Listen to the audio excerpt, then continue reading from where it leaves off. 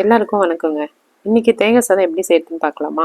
முதல்ல குக்கர் வச்சுட்டு கொஞ்சமாக நெய் ஊற்றிட்டு அதில் நம்ம மசாலா ஐட்டம் எல்லாத்தையும் போட்டுடலாம். அதுக்கப்புறம் பூண்டு பச்சை மிளகாய் சேர்த்து நல்லா மிக்ஸ் பண்ணுவோம்.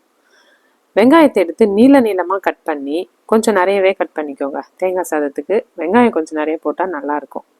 நீளமாக கட் பண்ணி அதில் வெங்காயத்தை போட்டுருங்க. வெங்காயத்தை போட்டு நல்லா வதக்குனதுக்கப்புறம்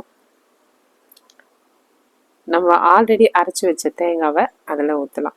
எப்போவுமே தேங்காய் அரைச்சி அதை பால் எடுத்து தாங்க தேங்காய் சாதம் பண்ணுவாங்க. நானும் அப்படி தான் பண்ணிட்டு இருந்தேன். இன்னைக்கு தேங்காய் அரைச்சி பால் எடுக்காமல் நல்லா நைஸாக அப்படியே அரைச்சி ஊற்றிருக்கேன். அதோட அரிசியும் போட்டு மிக்ஸ் பண்ணலாம்.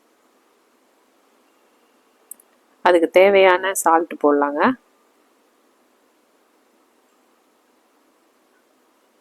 தேவையான அளவு தண்ணி ஊற்றி இப்போ நம்ம குக்கரை மூடி வச்சிடலாம். உங்களுக்கு தேவைன்னா இன்னும் கொஞ்சம் நெய் ஊற்றிக்கோங்க, இல்லைன்னா அப்படியே குக்கர் போட்டு மூடி வச்சிருங்க.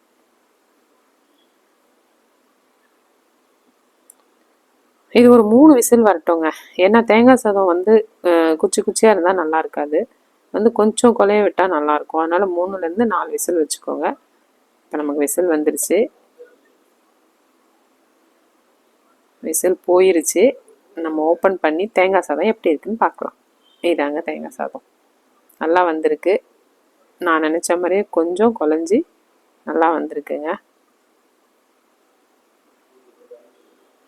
ஓகே, நீங்களும் உங்கள் வீட்டில் ட்ரை பண்ணி பாருங்கள்.